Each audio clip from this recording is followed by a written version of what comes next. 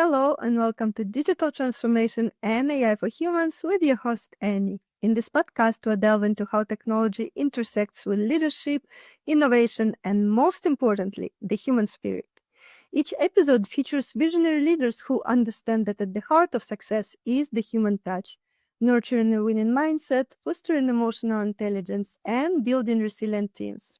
My today's guest is the brilliant Erica Shoemate from Washington, United States, a bold disruptor, dynamic storyteller, and global thought leader whose career spans nearly 2 decades across national security as a former acting chief senior intelligence manager for the U.S. Department of Justice, big tech, and policy innovation. Erica is also an AI Public Policy Global Fellow. From her years of leadership safeguarding national interests with the FBI and the US intelligence community to shaping ethical AI and trust frameworks at leading technology giants like Twitter and Amazon, Erica has consistently stood at the front lines of transformation, where technology, leadership, and humanity converge. As founder and principal strategist of the EN Strategy Group, she helps organizations design human focused strategies that align innovation with accountability through her signature LEAD framework, which stands for Learn, Elevate, Advocate, and Drive. In today's conversation, we go beyond checklists and compliance to explore what it truly means to practice human centric, conscious AI leadership and how the next decade of governance will be defined not by control, but by courage, compassion, and collective responsibility.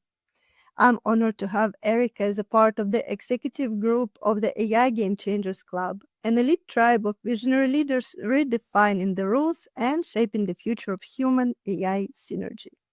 Welcome, Erica. It's a great pleasure to have you here. Thank you so much, Amy, for having me. I'm super excited to be here. I'm super excited to be able to speak to your guests about my work and also the lens and how I think about digital transformation, specifically with that human-centered mindset and focus. So, yeah. Amazing. I've been looking forward to our today's conversation, so it's going to be really valuable for all our listeners and viewers. I'm sure about that. Let's start the conversation and transform not just our technologies, but our ways of thinking and leading. If you are interested in connecting or collaborating, find more information in the description. And don't forget to subscribe for more powerful episodes. And if you are a leader, business owner, or investor ready to adapt, thrive, and lead with clarity, purpose, and wisdom in the era of AI, I would love to invite you to learn more about AI Game Changers, a global elite club for visionary trailblazers and change makers shaping the future. You can apply at aigamechangers.club. I'm so happy to have you here, and I'm looking forward to everything we're going to uncover and unfold today. But to start with, I would love to hear more about yourself, about your journey, about your passions, and also some of your stories connected to your professional journey because it's absolutely amazing and so impressive. Thank you so very much. So, a little bit about me. Again, my name is Erica Shoemate. One thing I always kind of think about in how I show up in the world today is that I'm Erica Shoemate, right? And I'm also a first generation college graduate and from inner city Memphis, Tennessee, for those who do live internationally. And so I grew up with very humble beginnings and having to really figure things out. But to see me as this person, first generation college grad, turn national security and intelligence leader, and now an AI governance strategist, and beyond even just the governance strategist. Also, I would say I'm the queen of career pivot and also very big on giving back to the community. And I'm able to do that also as a maternal health strategist and advocate. And no matter what type of work I'm in, my North Star is always centered on I build systems that keep people safe in a world run by all of this amazing and sometimes not so amazing emerging technology. That's wonderful that the world has people like you, because technologies need to be balanced by humans who know what it means to be humans. I don't disagree with you, and going back to like a little bit more about who I am and the person that your audience is get to know a little bit more about is that my career starting in local government, and then most of it growing up in the FBI and also working across the U.S. intelligence community, where I led intelligence work, including related to emerging threats and trends, critical infrastructure, counterterrorism, counterintelligence, transnational organized crime, national kidnappings, crimes against children, and then being able to also take all of those things that I learned, not only working in various parts of the FBI, including taking time to serve overseas and high threat areas as well, then being able to pivot into big tech and work across trust and safety, cybercrime, and advertising integrity, thinking about election safety, human rights, women's safety, and what those things actually mean in today's society, and also regulatory readiness and compliance audits that I've worked with big, big companies, as I mentioned, Twitter and also Amazon, and also have done some work supporting Meta as well. And today I run the In Strategy Group boutique consulting firm where I help leaders and organizations build this people first, culturally informed AI and safety frameworks. And as also a AI 2030 global policy fellow, I'm able to focus on making sure that AI innovation protects human dignity, especially for underserved communities who are often left out of not only the design process, but also the executive decision making processes as well. I'm happy that you mentioned it, because that problem is something we need to highlight and address. So, this conversation is going to get back to those topics through the run of the conversation. But now we're entering the 2030 horizon, and AI is no longer just a tool, but an active participant in power and decision making. What does human centric governance truly look like when influence is shared between humans and intelligent machines? My gosh, great question. So when I think about human centric governance, for me, that means designing systems that honors people's lived realities and not just strictly the data points, and thinking of people as data, and not this, we're very complex beings, right? And when we talk about AI sharing influence with humans, governance can't just be technical oversight. It has to be also a moral stewardship. And with my background in national security, what it has taught me is that power without accountability truly erodes trust. It also erodes transparency, or people feeling like they have so much power they don't have to have transparency. And I believe that the same applies here. So human centric means bringing culture, the big word equity, and also empathy into this decision loop.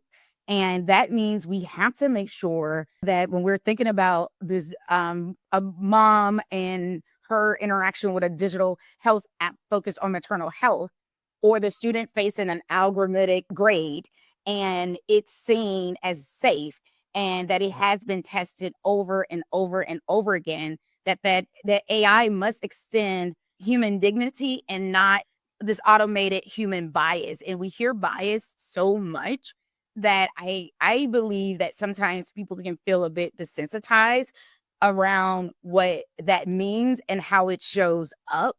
And I think that that also is something that we have to counter as we're thinking about the interaction of humans with this technology as well.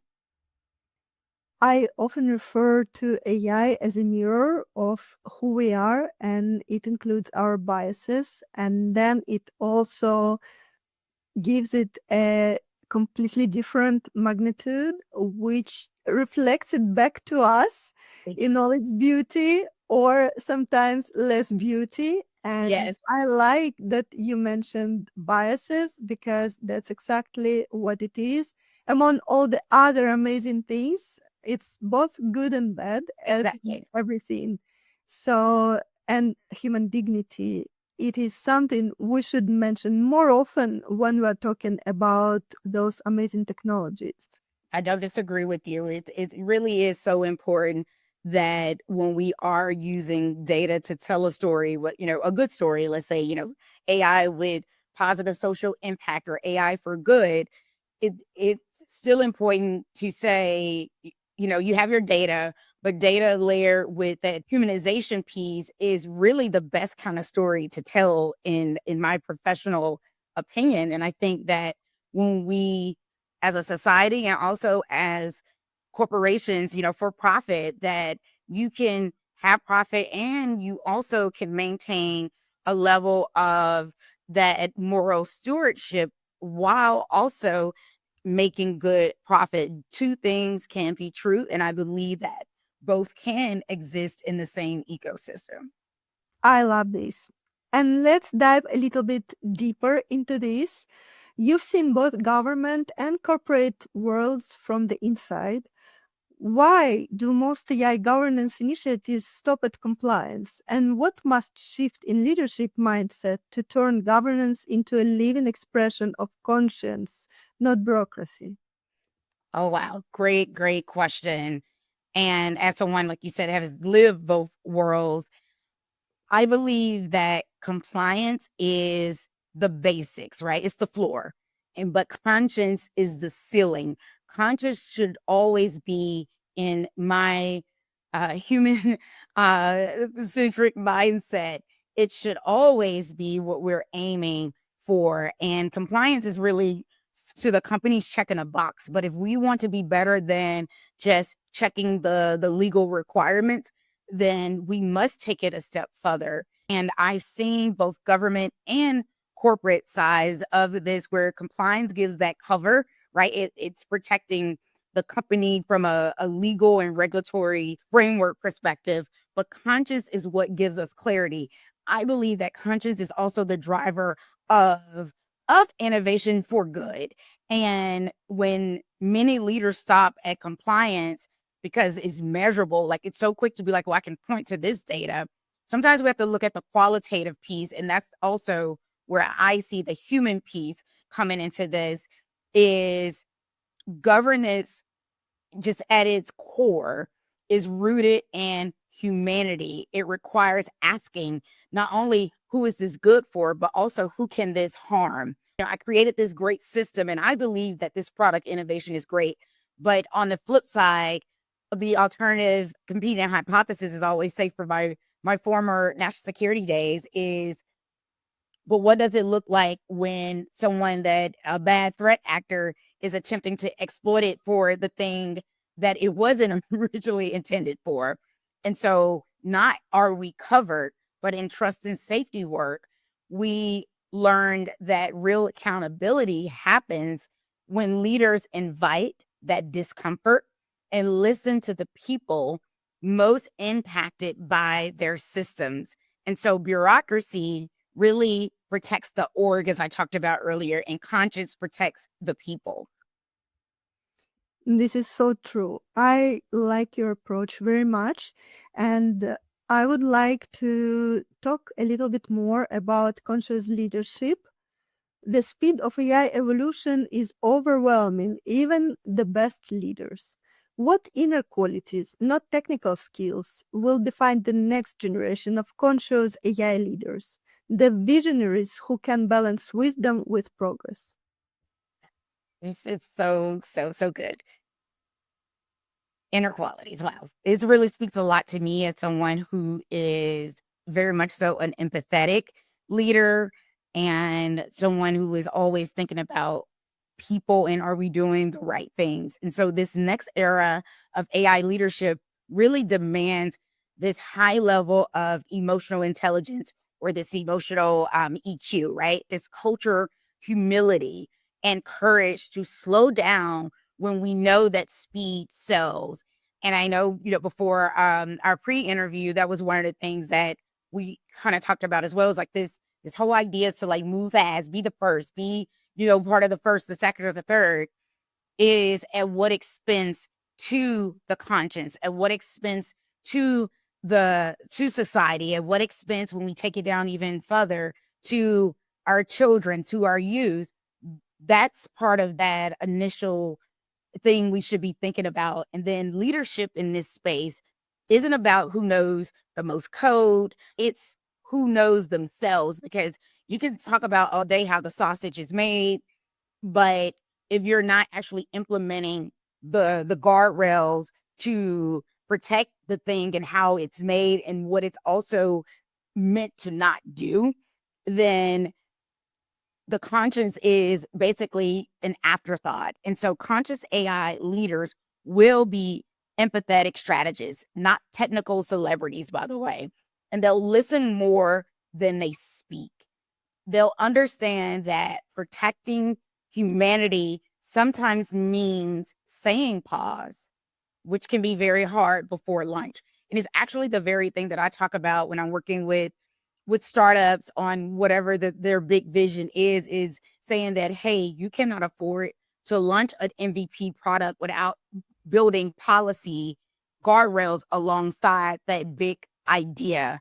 And actually, when you are transparent with your users and stating how you're building and building guardrails alongside your great innovation, if and when something was to go awry, let's say, a hack or whatever, because the people who want to be bad will try to do any and everything to finish their not so great mission, right? And so I think it's important to like having those plans in place, but when you are bringing your targeted community along for the ride and being transparent and how you're doing that, if something was to not be a bright spotlight for your company, you're able to easily tell that story and what you're doing and what you had did on the front end, right? And in national security, restraint, as I'm just speaking to, was often the smartest move. And that same applies to AI. And so real wisdom really is this balance of curiosity with caution. And I believe that that is how we best center humans when we're progressing, but we're also being cautious about the technology that we bring to the forefront. Brilliant. This is absolutely brilliant. And you mentioned that AI is so closely connected to the ethical aspects. So when AI systems touch millions of lives daily, how do we scale ethics without diluting humanity? Can moral clarity survive inside metrics, data, and shareholder expectations? Yes, one, but let's start here. You can't scale ethics if you don't center empathy in design. So if your bottom line is always the numbers, then we've already lost empathy. And I believe that empathy and your profit can exist. But let's remember first that ethics isn't a slide deck. It isn't the thing we're just talking to the board about. It's really a practice. And so every policy, every product decision is a chance to operationalize care. And even how a CEO or COO may even provide storytelling in the great product innovation that their company has built. I think if you layer that with that real life humanity and human-centered examples, I think that is where you bring your board along for the ride. And when you're saying, hey, we need to think about how this design will impact society, when you have already built your company on these things and have stayed true to those, that's when I think you're able to then not only be able to operationalize with care, you're actually bringing the right people on your board to have that same level of thoughtfulness of the people in society, the people that will use this product or who may not ever use it may have an indirect impact of whatever the innovation is. And so when I worked in digital trust, we didn't start with the metrics. We started with people's stories. We actually worked very closely with civil society and meeting with people where they were using our product, and also the good, the bad, and the ugly and the indifferent stories around how our product has been used or been weaponized. I think all of that is really important. And we must really think about the stories and that piece around ethics. So if ethics becomes just another KPI or just another training, then it really loses its power. But if ethics becomes our design principle, then that's something everyone can own up to your board. And we can scale humanity along with innovation, as I mentioned before. And that's how moral clarity survives inside metrics and shareholder expectations. When I'm listening to you, I'm so happy that you found me in this big world and we're having this conversation today. And I'm looking forward to many more conversations. But what you are sharing needs to be heard, Thank and you. we need to spread it because it is so needed in today's world, and it is getting increasingly more relevant with every day AI is developing and impacting our lives. Yes. And always. And always. So true. Erica, you worked at the intersection of policy and technology. Where do you see the most dangerous gaps between how AI actually works and how it's being governed? And how can we close them fast enough? Ooh, this is another like good one, and also so many layers to it, right? AI moves at the speed of iteration.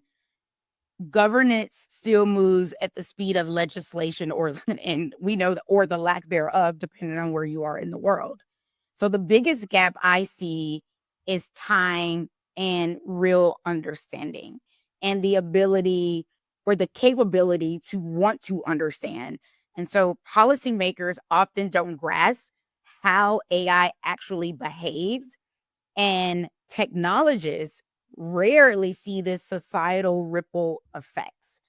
Those of us who've lived in both spaces must build these real translation bridges, meaning that we must also be able to speak the language of the people, speak the language of the policymaker, being able to speak the language of corporate. Like, you have to be able to be a chameleon in many ways and like speak your truth, speak what you know, but speak it in plain language that everyone can at least have a basic level playing field on how they understand this big technology and how it works. And so we need our governance that's adaptive, that's inclusive. And the one thing that from the very beginning of my career that I've always been is anticipatory.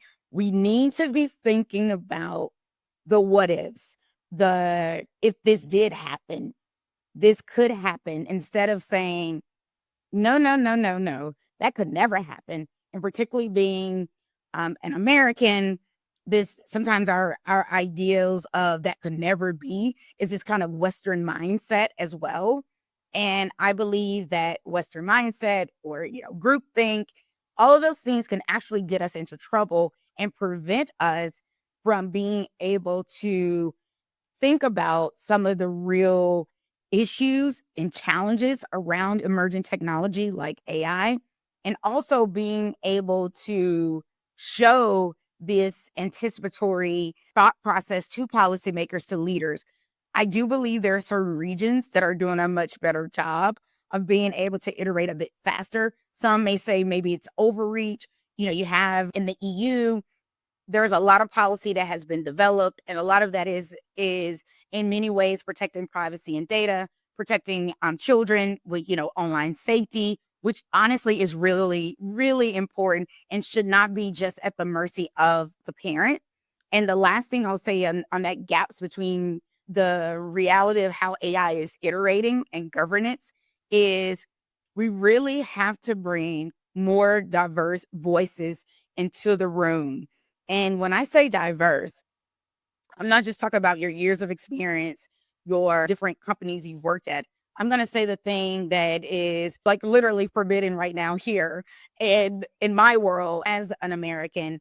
And that really is diverse people from, different ethnicities, different races, and really bringing those people along for the ride. People like me, like I have all of this knowledge and expertise. But what I unfortunately see is not me being asked or called upon to be a part of those conversations. I continue to see kind of a recycled group of the same people that continue to just move around in different circles, but different companies, almost like same script, different cast. And in order for us to really be able to bridge these gaps, we need to start thinking about those that don't have the biggest platforms or all the buddies that are in the system, because the communities that are most affected by AI are rarely the ones that's actually writing the rules, enforcing the rules, and actually have the power to say we need to change the rules. That's very true. And I think it's quite typical in this world, unfortunately, still with many types of situations and dimensions. No matter how you slice and dice, it often boils down to the echo chambers Mhm. and to the segments which are defining rules for some other segments which are excluded from the conversation, and that's the name of the game. That's why with AI Game Changers, we're lifting up the conversation to the level of human beings, of humanity and civilization as such, because technologies and humans, they need to find that balance and achieve the state of peace and co-creation instead of being in eternal competition and sometimes, unfortunately, even war. Yeah, I agree.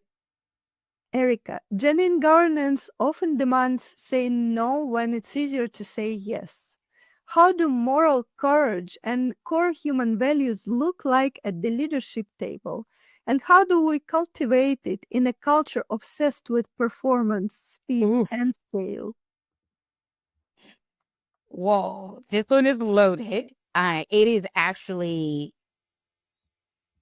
adding to, as I mentioned earlier, my North Star of being of a very human centered mindset in all the things that I do or work in. I actually just recently said last week, I was talking about moral courage, and we need more people to really be okay with being uncomfortable, because that's where courage is actually built from. It You know that something isn't right, you're seeing something is not right, but it takes a whole lot to actually be the center than to be the person that's either going to remain silent or who's going to just go along with the group, right? And so moral courage is the ability to say not yet, even when everyone else says ship it. And I definitely want to just kind of add a little layer to that of not saying always no, because I know that that also you see this kind of tension between policy and profit, or in policy to yes. And that policy is trying to protect the people in many ways. And so the courage is saying, hey, let's pause, going back to pausing, and think about what the impact is if we ship prematurely versus waiting a bit and thinking about some of the implications and being able to account for those. And so courage in AI leadership looks like protecting people when the profit pressures you not to. It's being the one voice in the room that says, we need to rethink this, and then providing the why. And I've been that person in policy conversations and national security conversations, and it is rarely comfortable. As much of an extrovert as I am, I'm also a person that is joyful, full of life, full of energy and excitement. And so I want to be on this kind of like higher ground of like all things are like great and live in my perfect world utopia. But comfort does not create conscience. Comfort does not help the ones who need it most. Comfort doesn't save the future user of your product when it goes bad. Comfort does nothing that is going to be good for that child, that the person that doesn't have all of the resources. And so we have to redefine success beyond speed and scale. Moral courage is truly contagious. And when it starts at the top, and when our leaders model it, the culture really shifts. Everyone gets to be their best selves. Everyone gets to deliver at a capacity that one has never fully imagined before because people are mentally healthy. People are not feeling threatened, that their jobs are threatened. People are feeling like that they're actually making a difference and they're able to feed their families on top of being able to make a difference. A world like that is literally the utopia that I really hope for. And I know that there's so many other voices about profit, profit, profit, that what I'm saying can feel like that's so far away. But I do believe when we start to stand up and living in our courage is where we start to see a lot of shift in society as a whole. Your description of that dream world just warmed up my heart because I still trust that that type of freedom and our ability to tap into who we are as humans, into our inner power, in conjunction with running successful, profitable business, can create a very bright future. And that's what we should have as a North Star. But coming back to the transactional level of how it is today, how do we move AI governance from the surface level of boundaries and limitations, the transactional level, to a contextual level of meaning, values, and human depth? Oh wow, this is I mean, all of the questions and thought around them are just so just wow, honestly. And so governance, when I think about that kind of from transactional to transformational governance must evolve from rule keeping to meaning making. What do I mean? Transactional governance checks boxes, as we talked about earlier. Transformational governance asks even better questions, and it connects policy to purpose. And as someone, and that's how I live my life, I think that in my work, I've seen how centering that human context, especially the experiences of marginalized or underrepresented communities, turns governance into a living, breathing system of care. And that's where innovation truly becomes humane. And we don't just need rules for the sake of rules. We need relationships between our policymakers, our technologists, and the public.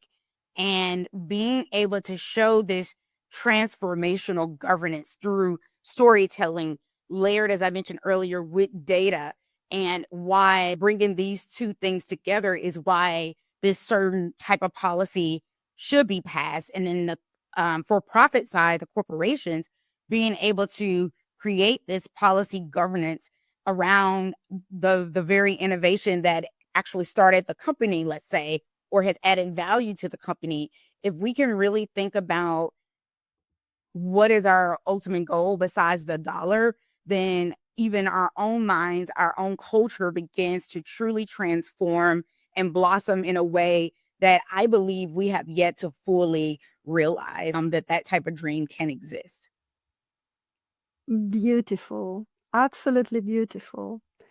Let's come back for a while to the questions of human dignity and freedom and try to put them together.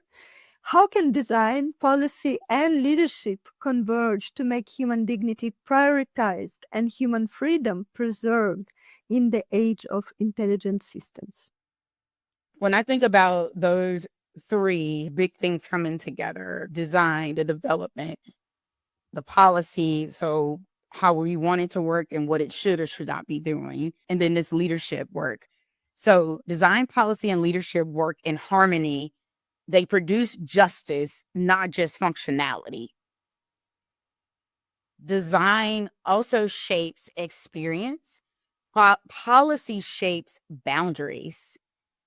Leadership shapes values and our moral conscience. If any one of those is missing, dignity gets diluted. And I see this clearly in my maternal health work when data, design, and policy ignore real lived experiences. Lives are lost, literally a matter of life or death. And this same logic applies to AI.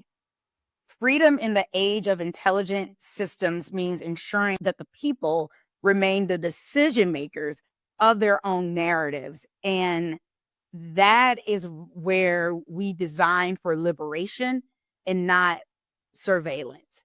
And this really speaks to converging for dignity of many companies wanting to develop this amazing technology, yet thinking that the technology can absolve people from the process. Yet doing so actually runs the risk of jeopardizing design, policy, and the leadership around it, and can dilute not only the dignity, but also the product.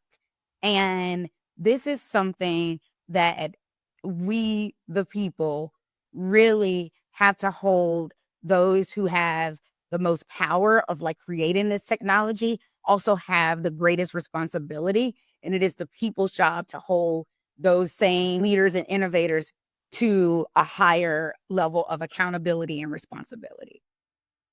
I couldn't agree more. I like that you are diving so deep and share so much wisdom. I truly appreciate it.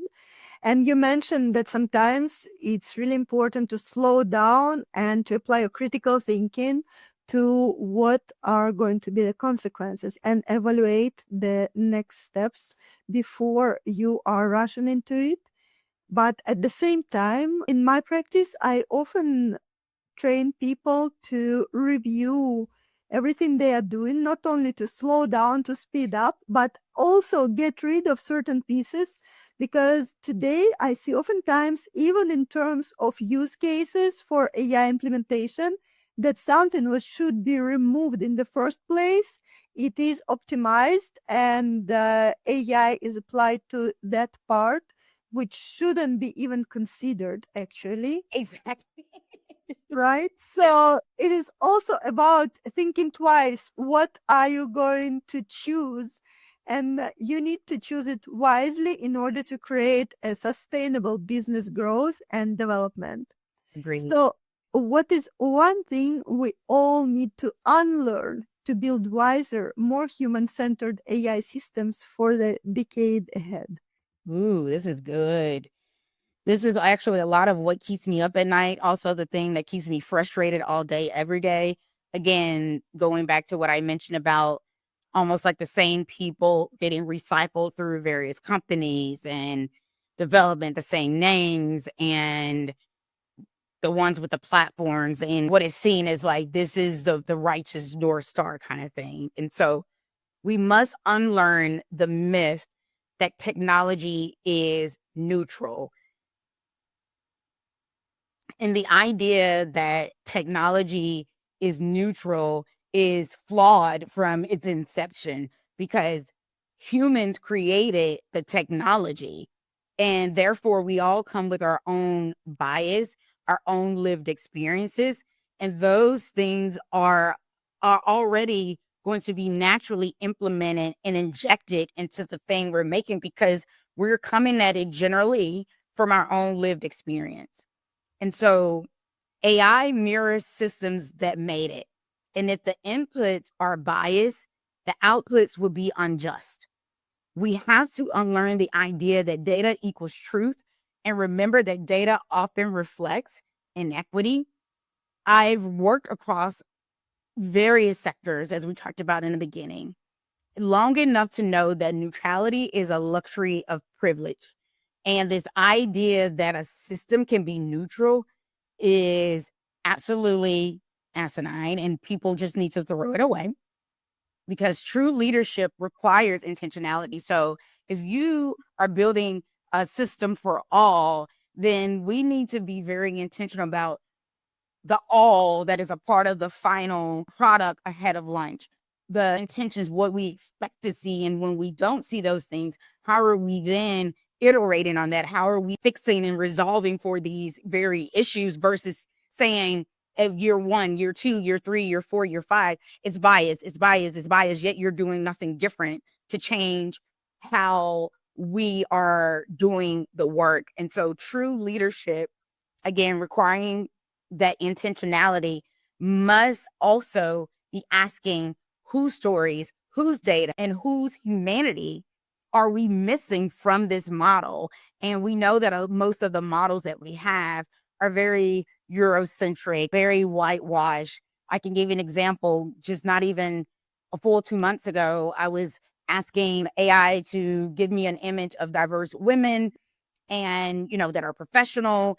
And unfortunately, it took me about 6 or 7 times before I got an image of diverse women who were various shades, from the lightest to the darkest. At first, I kept getting the same, mostly everyone being more fairer skin than a mix of darker tone and fair skin. So that's what I would definitely say to people. That's a very interesting example, and I appreciate you sharing it. And I totally agree with everything you mentioned about the unlearning part, because I guess it's about time to lift up this look and start looking into what are we cooking here, Yes. because otherwise it might be too late. And this time it might be even irreversible. But Erica, what is one piece of advice you'd share with today's leaders who are ready to move beyond compliance and embody the next era of conscious, visionary, human-centric AI leadership? So, one piece of advice for leaders: lead with conscience, not convenience, and surround yourself with truth tellers and not the echo chamber. If you're serious about human centric AI, as so many of the buzzwords and the responsible AI framework speaks to, let's really build diverse teams and create room for dissent, where dissent does not cause the person who is speaking truth to power to feel ostracized. The best leaders I've seen aren't just visionaries, they're listeners as well. And they're listening for the thing that is different, that is something that they've never considered, and they're taking it into account. They turn reflection into strategy. And one of my guiding principles is very simple: technology should expand our human possibility, not replace human purpose. Governance isn't a checkbox. That is compliance. Governance is truly an act of love and care for people, for humanity, for society, for the most vulnerable, and to the next generation. If we lead from that place, the future truly takes care of itself. And we all are able to thrive in our now, and our children and the next generation are able to thrive in the later. I'm so grateful. This is such an amazing advice, truly one of the best ones in the human-centric perspective through all the episodes I have here on this podcast. So thank you so much, Erica, for being here with us today, for sharing your experience, your wisdom, your vision, and your empathy and your way of creating this better world, and your passion, your fire, everything you have when you apply it to this hard and quite cold world of technologies and AI development. Thank you so much. Thank you. Thank you so much for the space and the time to speak with you and your audience today. Thank you for joining us on Digital Transformation and AI for Humans. I am Emi, and it was enriching to share this time with you. Remember, the core of any transformation lies in our human nature, how we think, feel, and connect with others. It is about enhancing our emotional intelligence, embracing a winning mindset, and leading with empathy and insight. Subscribe and stay tuned for more episodes where we uncover the latest trends in digital business and explore the human side of technology and leadership. If this conversation resonated with you and you are a visionary leader, business owner, or investor ready to shape what's next, consider joining the AI Game Changers Club. You will find more information in the description. Until next time, keep nurturing your mind, fostering your connections, and leading with heart.